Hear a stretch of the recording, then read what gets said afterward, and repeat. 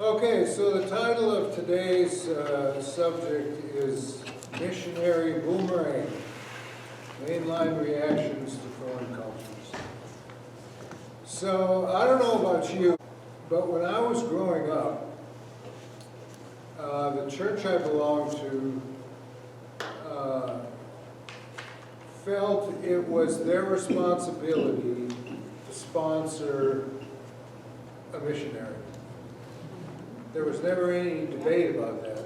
There may have been some debate about how much money to give the missionary, but there was never any debate over whether we should sponsor one or not. So I remember very clearly that we at that church, one missionary needs a lot of sponsors because of the expenses.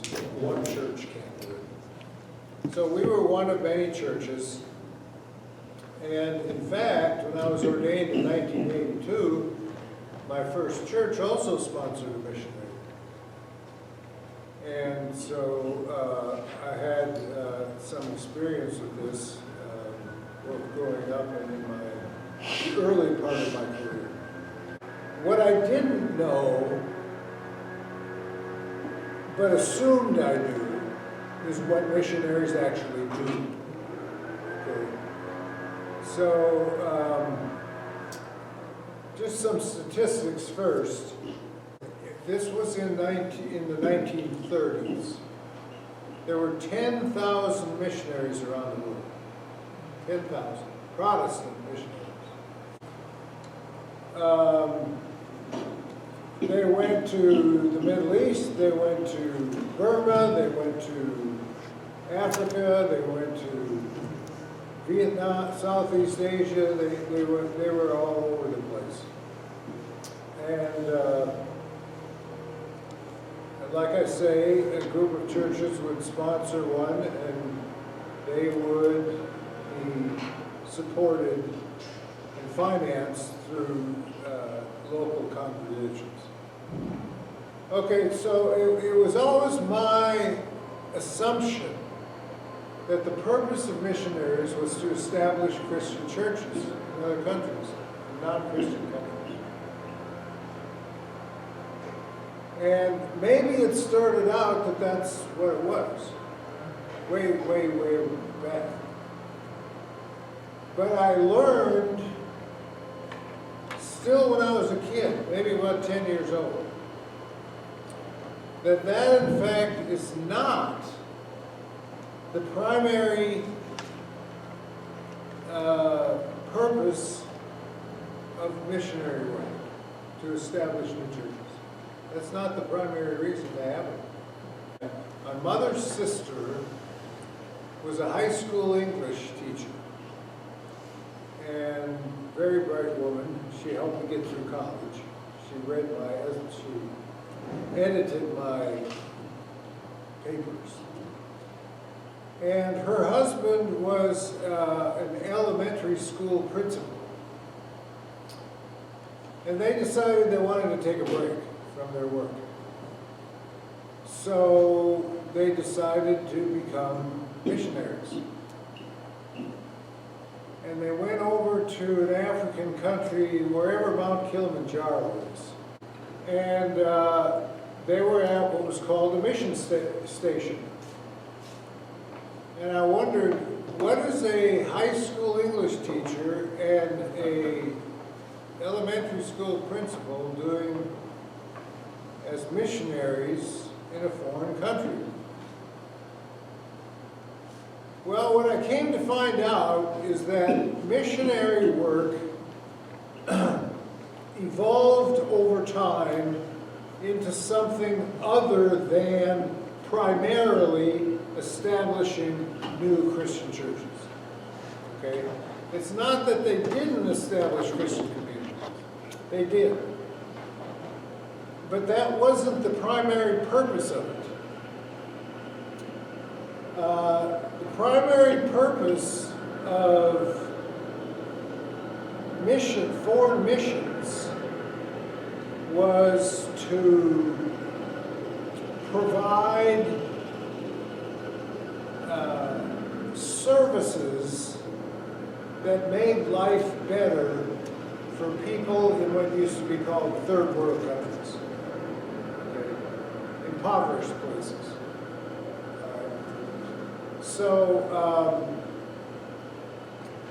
They would provide medical care, they would provide schools, they would provide philanthropic activities. In other words, they were trying to help people, and they would have people who would dig wells, teach them better farming techniques so they could increase their crop yield. All of this kind of stuff. This is what missionary work became over time for Protestants. Okay, now there was usually a church located at the mission site, and people would, in fact, the churches were packed full of people. You didn't have to call them on the phone and say, "Where have you been?" Because they all came to church. Okay.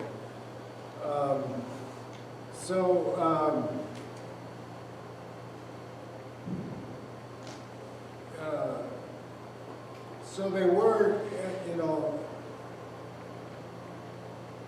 it was in addition to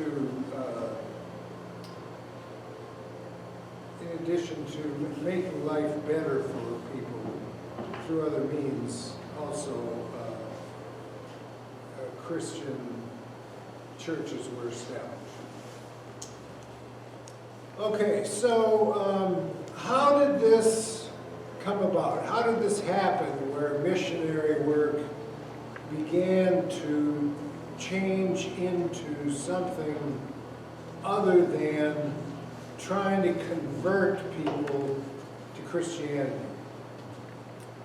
Now, there was the thought, okay, many people believed that eventually Christianity would become the universal religion anyway. And if you look at those parts of the world where Christianity is growing, it certainly looks as if it could, given several centuries, become, if not universal, by far the most enormous religious body in the world, because it's growing so rapidly in these places that used to be the mission field. Okay, so here's what happened. My aunt and uncle, every Christmas, we'd get a box. They'd send us a box from Africa. And in the box, there was artifacts of things that Africans carved, either out of wood or out of ivory. Giraffes, heads of people, all kinds of little statues. They would send all these artifacts over. And my aunt would, be extremely impressed with all of this. And whenever they came back on furlough, they always talked about how wonderful the African people were, how friendly and open and loving, and they didn't have enough good to say about it. They were just the greatest people on the planet. All right, so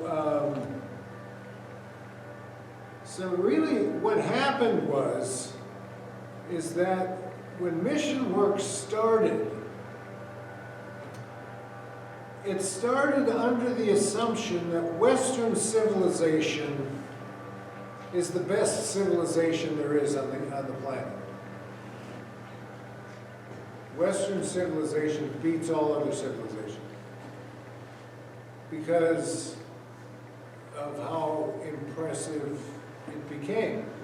It became by far the most enormous economy. We had gadgets that nobody else has, washing machines, dishwashers, cars. I mean, Western civilization was considered the best of the best. Okay, so when these missionaries, and they had the same assumptions that other Westerners had, that our civilization was superior to all others. But when they got to the countries where they were doing their mission work, they began to change their minds. Okay, so, yes, Western civilization has more money. We've got all these gadgets that make life easier. We have better medical science. We have better just about pretty much anything. It's better here. But have you ever heard Jesus say that the goal of life is to become wealthy and to have the best of the best? No. Did you ever hear him say that? No. He never said that. Jesus obviously had values that go deeper than that. Okay. And what people discovered when they, excuse me, went to these foreign countries, including those that were impoverished, including those who had very little, what they did have that we're having less and less of in this country, and that is supportive community life where everybody takes care of everybody else, where a child of course when I was growing up it was kind of this way too, but where a child in a neighborhood is kind of adopted by every other parent in the neighborhood. In other words, all children are looked out for. So they lived by values that seemed more Christian than the values of the West. And this slowly but surely over time, the missionaries were being changed by the people in bigger ways than the other way around. You follow what I'm saying? Yeah. So the missionaries grew to respect the cultures of other people. Okay, now in the past, all right, let's go back as far as slavery in the United States. Now, the way Southerners justified slavery is by saying that African people are inferior to Western people. African people have lower IQs, they're like children, they need to be taken care of, they need a master, they need, the things that children need. They couldn't handle freedom on their own. This is how they justified slavery. It made it sound like slavery was actually good. Okay, well that was an extreme point of view. But even outside of the South, if you went into Western Europe or into North America, the northern part of America, or Canada for that matter, people in the West believed that we had a more impressive civilization than anybody else had. I mean, after all, everybody else is poor, everybody else is undeveloped, they don't have the kind of medical care that we have, they don't have, all of these things that we have, they don't have. So there's got to be something about the West that's superior to everybody else. All right, and around this time, by the way, cultural anthropologists started doing studies of other cultures. You remember Margaret Mead? Yeah, Margaret Mead. She was a cultural anthropologist. Okay, they would study other cultures and basically ask the question, who are we to decide whether or not our civilization is superior to that of anybody else's? On what basis do we decide that? Certainly isn't on the basis of the Christian faith that we're trying to spread, because the Christian faith does not suggest that if you're wealthy, you are better.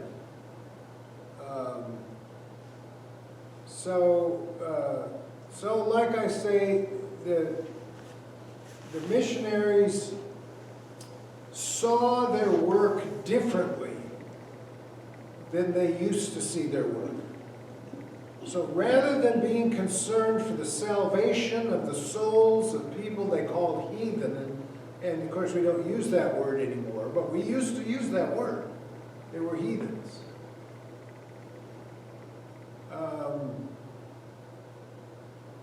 Rather than be concerned about that, it's better to be concerned about making life better for these people, rather than worrying about what their religion is. Okay?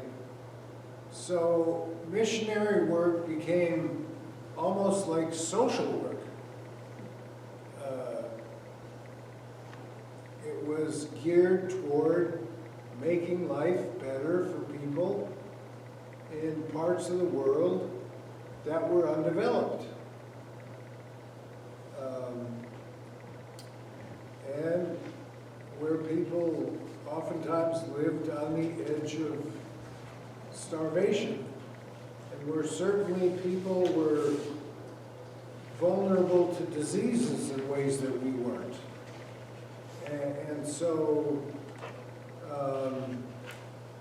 the idea became, let's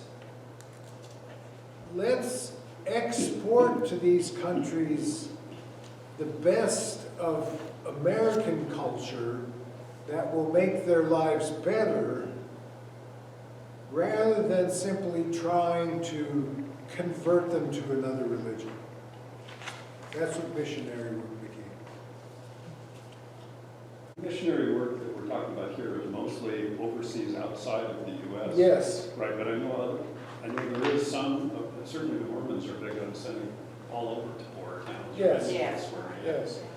But the Mormon missions, okay, so I'm not an expert on this, Yeah. so take what I say with a grain of salt. Their primary goal is to convert people to Mormonism. That's their primary goal. But Mormons are known for taking care of each other.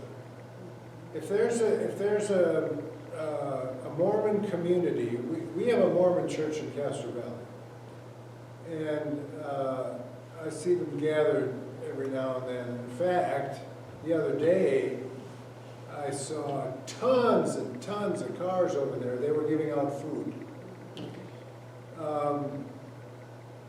if there's a family in need, they band together and they take care of them. All right, so I talked to a couple of guys who turned to the right age when it was time for them to go out and start knocking on doors. And they would assign them the place where they were to go. No.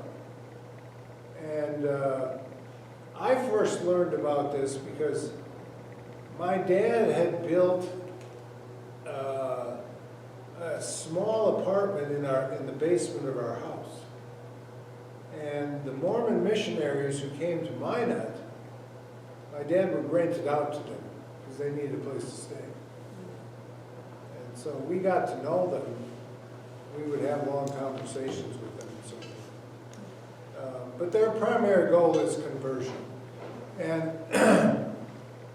the primary goal of evangelicals is conversion.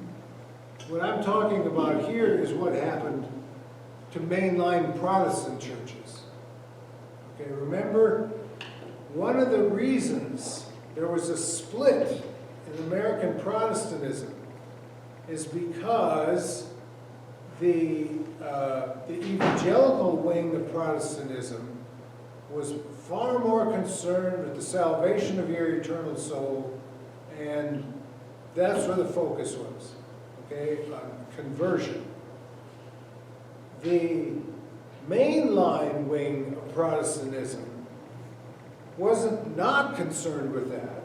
They were, but they were also concerned with making a difference in the lives of people who are suffering for whatever reason, for social reasons, injustice, whatever, okay? So, you know, it was Episcopalians, for example, who got slavery outlawed. In 19th century America, in early 20th century America, when all of these poor immigrants poured in through Ellis Island, Irish, Italians, people from all over the place, they were poor. They lived in New York ghettos mostly. So Protestant churches established organizations, social service organizations, that would attempt to meet the needs of people who were suffering or hurting or in poverty. They wanted to make the world a better place to live in for everybody. They felt that that was part of their mission. When you read the Gospels, you see what Jesus does. That's what he does. He reaches out to people in need. And the mainline wing of Protestantism emphasized that aspect of the Christian life more so than did the evangelicals.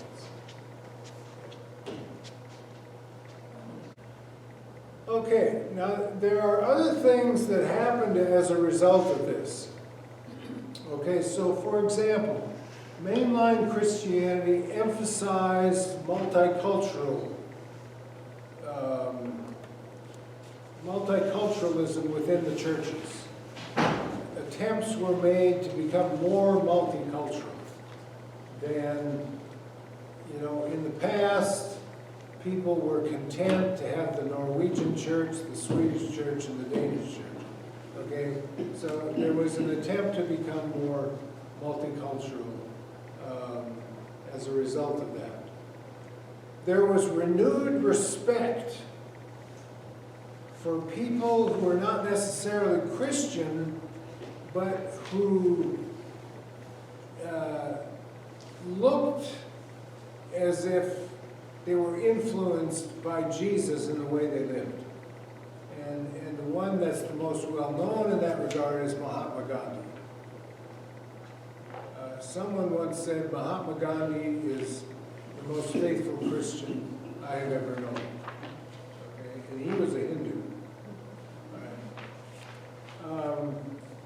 Mother Teresa. Mother Teresa, she ministered to, she didn't try to convert anybody. Mother Teresa simply ministered to the sick and the dying in Calcutta. So it was purely a charitable outreach to people in need, in deep need. You didn't have to be one thing or another thing. She ministered to anyone,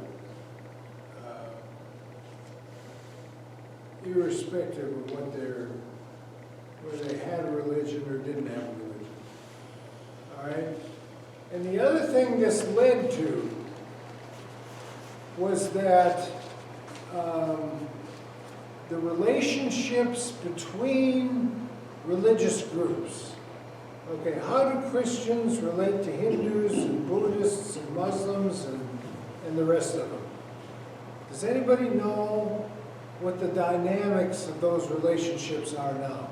At one time, it was, Christians believed, well, it was their responsibility to convert these people for the sake of their own salvation. Now, there's a different approach. Anybody know what it is? Okay, so the approach now is dialogue. Okay?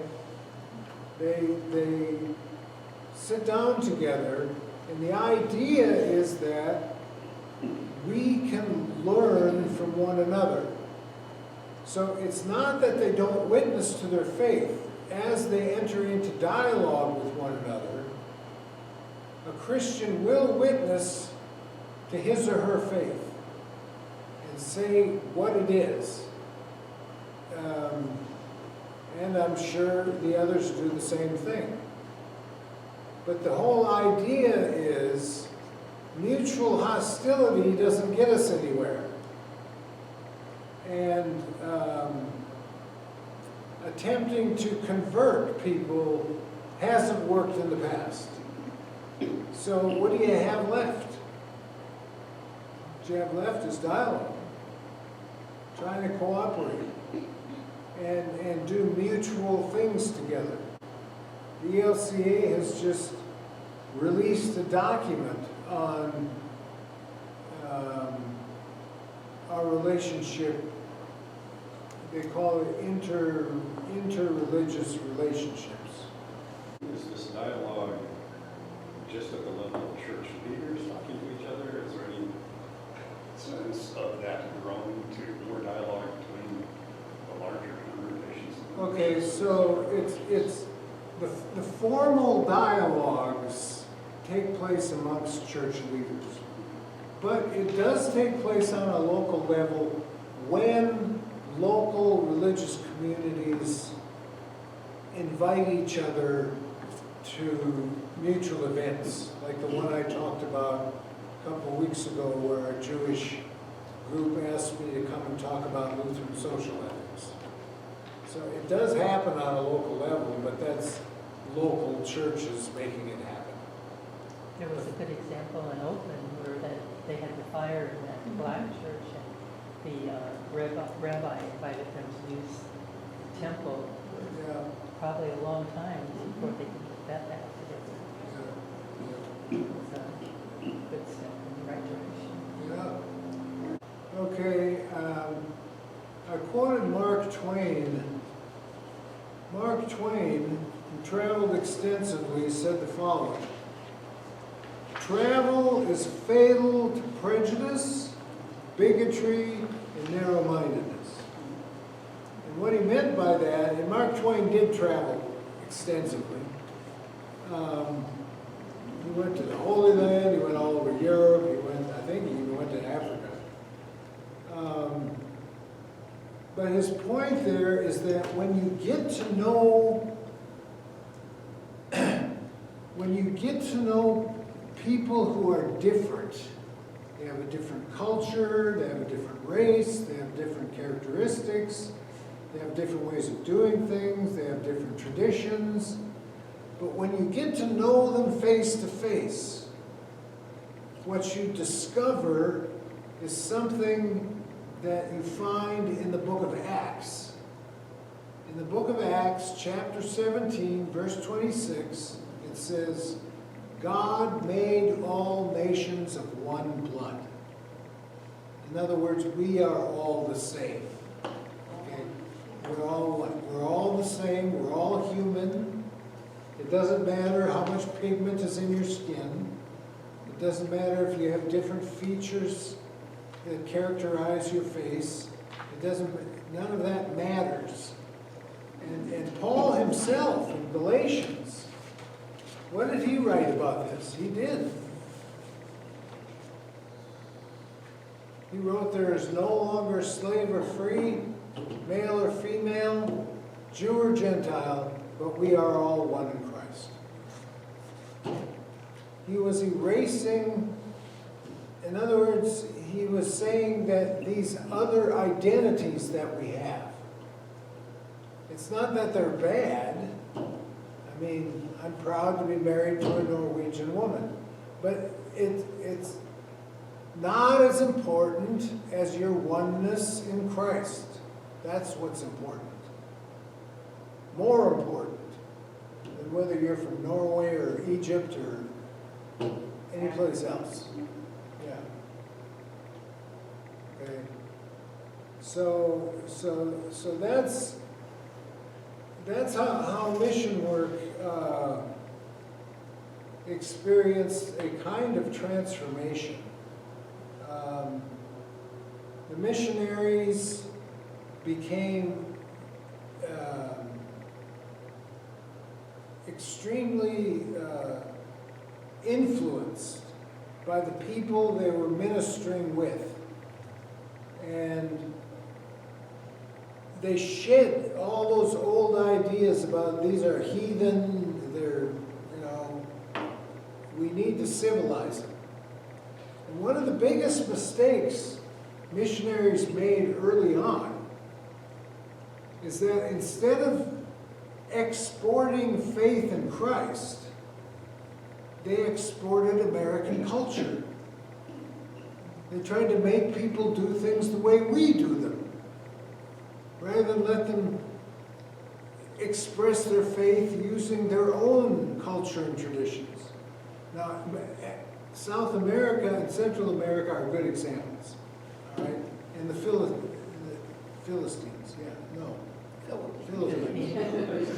Philippines. Okay, when they have a Christian festival, what do? They have parades. Yeah, they have parades, costumes. I mean, it's completely different from the way we celebrate it, but it's still Christian. Yeah. It's just a different culture. But David was dancing. David was dancing, yeah, in a way that made his wife nervous. Modern dances. Yeah, right. So this missionary work that we sent people out to do actually changed, in some ways, the nature of mainline Protestant religion in this country. It caused us to be more appreciative of the multicultural nature of humanity. It changed our understanding of the world and other people, and it changed the way we believe the Christian faith ought to be practiced. In other words, we're here to not just to convert people, we're also here to serve people.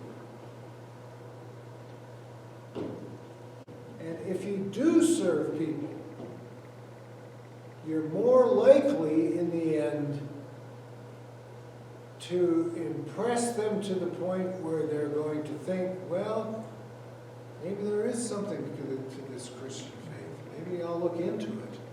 Yeah.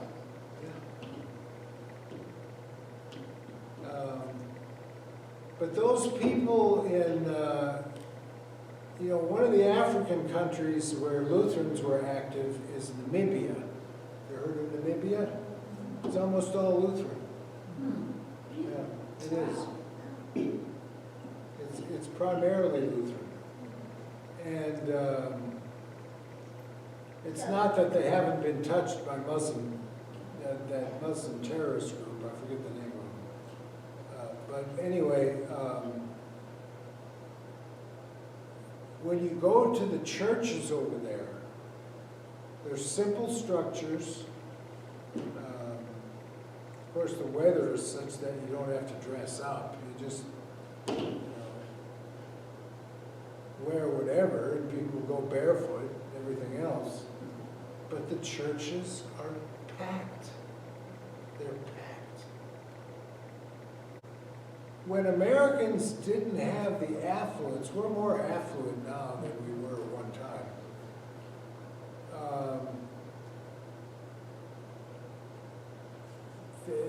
There was much more involvement in church than there is since we got rich, or richer. We've always been more prosperous. But okay, so next week we are going to not meet. I have cataract surgery.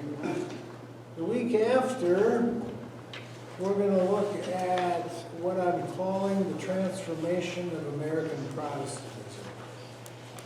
And we're going to look at all the different ways in which American Protestantism has evolved over the years into what it is today. Okay? And the one I'm really looking forward to, because I lived through it, is the one on March 29th, the 1960s and the decline of the Mainline.